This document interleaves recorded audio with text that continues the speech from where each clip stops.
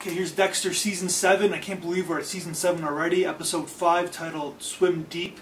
This is how I titled the Who Can Handle What episode.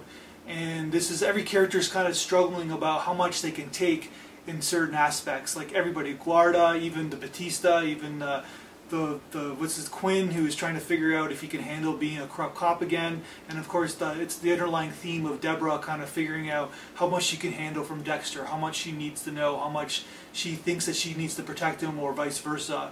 And this is the theory, is that Dexter can kind of like handle anything, and he kind of like says it. He said it like a few times even during up to this episode, and he said it a couple times in this episode as well. Like he can handle anything, whatever comes at him, he's going to be able to take. And it's basically about like a theme about society, about like how a certain amount of people can handle a lot of like crap, and like some of us can't really handle it that much.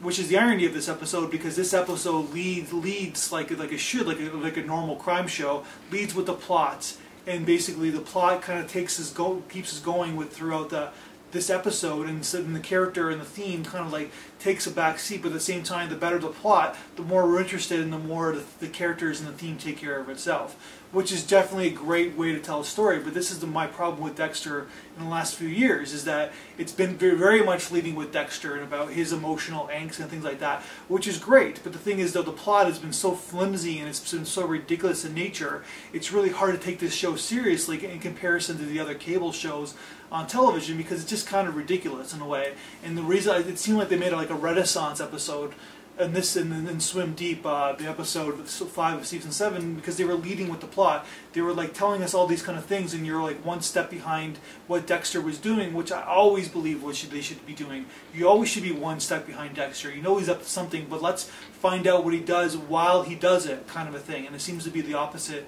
in like past episodes. Just one little small tidbit. I know they're doing the Carla Homolka kind of thing where I'm from the Niger region. People don't know that there was a Bernardo, a serial killer in the Niger region when I was a kid, when I was growing up as a kid.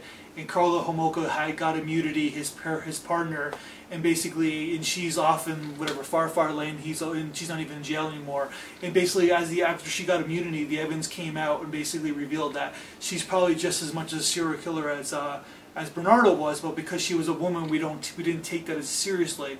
And they're doing the same thing with the Dexter like character, with the one character on the show. So it's kind of cool, but it's like it's really hard for me to like take, because they're really taking a lot of like real life elements from my childhood into the Dexter show.